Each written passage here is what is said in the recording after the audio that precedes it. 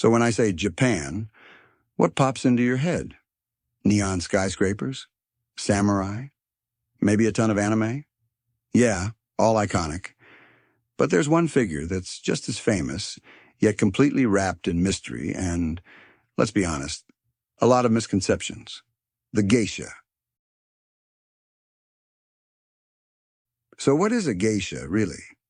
Forget the Hollywood version for a second. At her very core, a geisha is a master artist of hospitality, an expert in conversation, music, and dance, whose entire job is to create an atmosphere of pure, sophisticated fun. But here's the first curveball. The original geishas? They were men. No, really. The word geisha literally translates to arts person.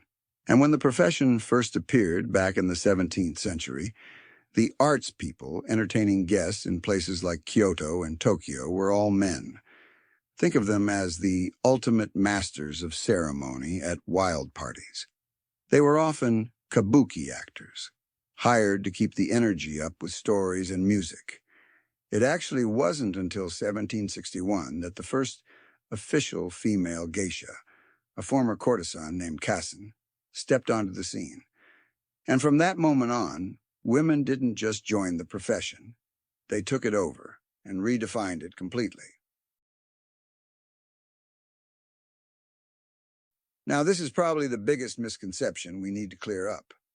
A geisha's duties were, by definition, purely artistic. They were a world away from the business of sex. Think of it this way. A geisha was like a concert pianist hired to play at a dinner party. The party might have other things going on, but her role was strictly artistic. Japanese society had a very clear line between a geisha, the artist, and a yūjō, a courtesan. In fact, for most of history, laws explicitly banned geisha from prostitution. A true geisha's job was to be brilliant company, a dazzling dancer, a skilled musician, or just the most interesting person you'd talk to all night. And they were the ultimate hostesses.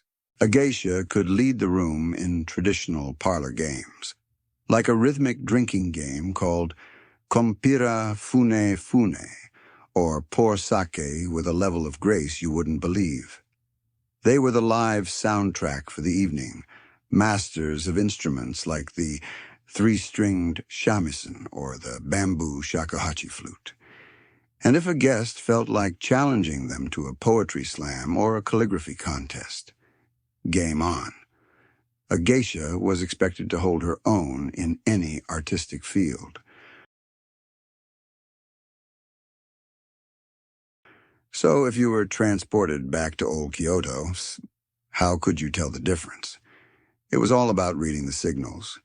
And the biggest one was the kimono sash, the obi. A geisha's obi was tied in the back with a knot so complex she literally couldn't tie it herself. It was a statement of elegance. Now, a courtesan's obi tied right in the front. Simple. Quick. You can probably guess why. Next up, the makeup. That iconic white face, the oshiroi, was mostly for apprentices or maiko. A fully fledged senior geisha often wore much less makeup, or even none at all. Her natural beauty was considered a sign of her artistic maturity. But that flawless porcelain look, it came at a horrifying price. The white paste was historically made with lead, which caused devastating skin problems and chronic poisoning. And if lead poisoning wasn't enough, want to know the secret to that smooth finish? Brace yourself. It was sterilized nightingale droppings. I'm not kidding. The powder, called uguisu no fun, was prized for its skin conditioning enzymes. The things they did for their art. Even their hair told a story. A courtesan might pile her hair high with a dozen flashy ornaments. A geisha's style was all about elegant restraint. Maybe one simple comb or a single hairpin. But those intricate hairstyles, held in place with wax and tension, were brutal.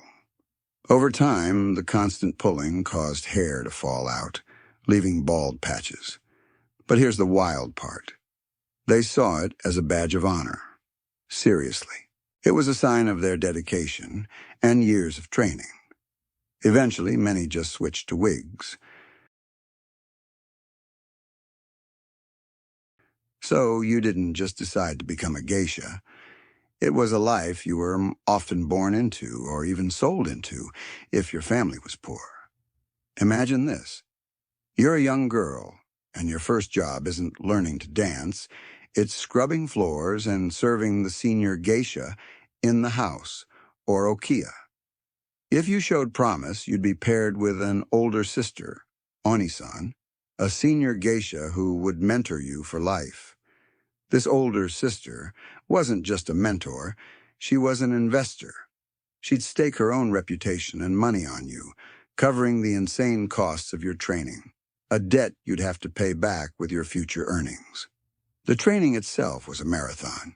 Singing, multiple instruments, tea ceremonies, flower arranging, painting, even poetry and politics, all to become the perfect conversationalist.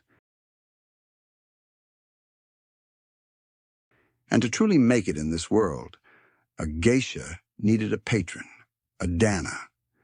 Think of him as a combination of a sponsor, a manager, and sometimes a lover. He was the one who paid for the jaw-droppingly expensive kimonos and made sure she was booked by the right clients. Their entire world was contained in special districts called hanamachi, flower towns.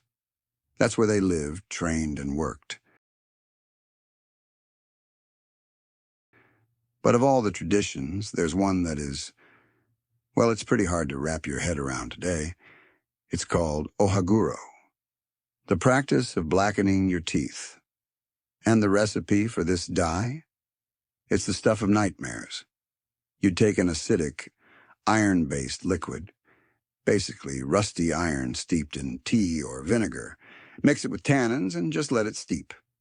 This foul-smelling concoction was then painted onto the teeth over and over to create a perfect jet-black smile. Yeah. So that beautiful, enigmatic smile we see in movies? In reality, it was a flash of polished black. It's the perfect metaphor, really. It reminds us that behind the exquisite silk and the perfect makeup is a story of incredible discipline, artistry, and sacrifice, a world far more real and fascinating than any fantasy.